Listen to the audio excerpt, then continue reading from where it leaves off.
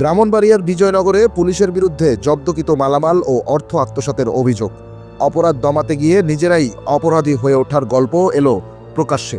রয়েছে স্মাগলিং সিন্ডিকেটের সাথেও যুক্ত থাকার অভিযোগ। বিস্তারিত দেখুন ব্রাহ্মণবাড়িয়ার বিজয়নগর থেকে ফিরে মেহেদী হাসান ও মিজানুর রহমানের ৩ পর্বের ধারাবাহিক অনুসন্ধানী প্রতিবেদনের প্রথম পর্বে। জুলাই গণ অভ্যুত্থানে ছাত্র জনতার উপর মাত্রাতিরিক্ত দমনপীড়ন চালিয়ে চরম বিতর্কিত পরিস্থিতিতে পড়ে বাংলাদেশ পুলিশ।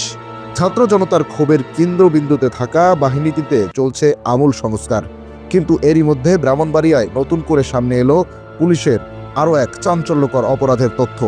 কাভার্ড ভ্যান সহ ভারতীয় চোরাই পণ্য আটক করে জব্দকৃত মালামাল ও অর্থ আত্মসাতের গুরুতর অভিযোগ উঠেছে ব্রাহ্মণবাড়িয়ার বিজয়নগর থানার আওতাধীন ইসলামপুর পুলিশ ফাঁড়ির এএসআই মেজবাউল আলম ও তার সঙ্গীয় ফোর্সের বিরুদ্ধে।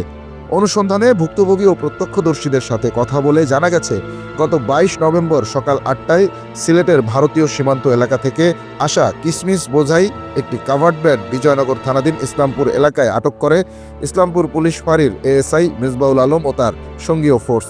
এ সময় কাভার্ড ভ্যানের চালক সুলতান মিয়ার কাছ থেকে নম্বর নিয়ে গাড়ি মালিক পক্ষের লোক সোহেল মিয়াকে কল করে আটককৃত কাভার্ড ভ্যান ও মালামাল ছেড়ে দেওয়ার বিনিময়ে ৫ লক্ষ টাকা ঘুষ দাবি করেন এএসআই মেজবা।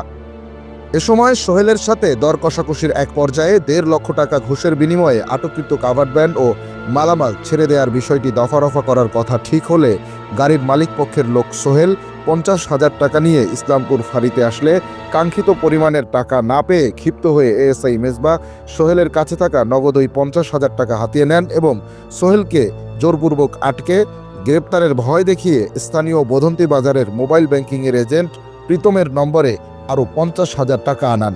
কিন্তু মালামাল কাভার্ড ভ্যান সহ ড্রাইভারকে ছেড়ে দেওয়ার বিনিময়ে সোহেলের কাছ থেকে ১ লক্ষ টাকা ঘুষ হাতিয়ে নেওয়ার পরও মালামাল, ড্রাইভার ও কাভার্ড ভ্যান আটক দেখিয়ে মামলা করেন এএসআই মেজবা।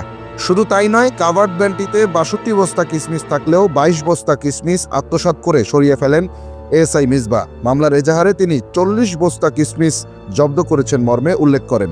আর এভাবেই জব্দকৃত মালামাল এবং ১ লক্ষ টাকা হাতিয়ে নেন এএসআই মেজবা। আমি আমার সাথে নাই স্যার, ২০,০০০ ৩০,০০০ করে ওরকম করি স্যার। আমি ১.৫ লক্ষ টাকা ওনারা কইছি স্যার আপনাদের দিলাম আমি। পরে কইছে ঠিক আছে তুই টাকা নিয়ে আয়, হ্যাঁ আমি তোর গাড়ি চালিয়ে দিবি। কিন্তু স্যার উনি বলছে যে তুই টাকা ওখানে লাগবো না, তুই আয়, আমি বিকাশ নাম্বার দিচ্ছি, তুই ওই নাম্বারে টাকা নিয়ে আয়। পরে স্যার ওই নাম্বারটা আমি দিচ্ছি, ওই নাম্বারে ২৫,০০০ টাকা ঢুকছে। ঢুকার পরে উনি কই গেছে কি টাকা নিয়ে। আমি বললাম স্যার দেখেন চেক করে দেখেন টাকা নাই যিনি, বললে ঠিক আছে টাকা আইছে। কথা বুঝছেন ওই নাম্বারটা কার? এই যে নাম্বারটায় আপনারা টাকা ওটা কইছে দোকানের নাম্বার, উনি কইছে দোকানের আসলে এজেন্ট নাম্বার যখন তুই দোকানের স্যার এজেন্ট নাম্বার। আর আমি তো মোট ১ লক্ষ টাকা দিয়েছি। আচ্ছা, এই নাম্বারে ১ লক্ষ ঢুকছে না অন্য নাম্বার? না এই নাম্বারে আমি ৫০,০০০ দিয়েছি। ৫০,০০০ উনি আর আমার কাছ থেকে আরো চুরি করে দিচ্ছি। এটা ক্যাশ নিতে, হ্যান্ড ক্যাশ নিতে না হ্যান্ড ক্যাশ দিচ্ছে, ওটা আমার পকেটে দিচ্ছি।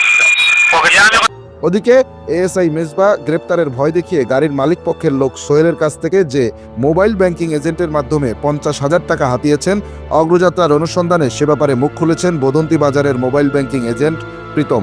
তিনি নিশ্চিত করে বলেন এএসআই মেজবা ৫০,০০০ টাকা তুলে নিয়েছেন।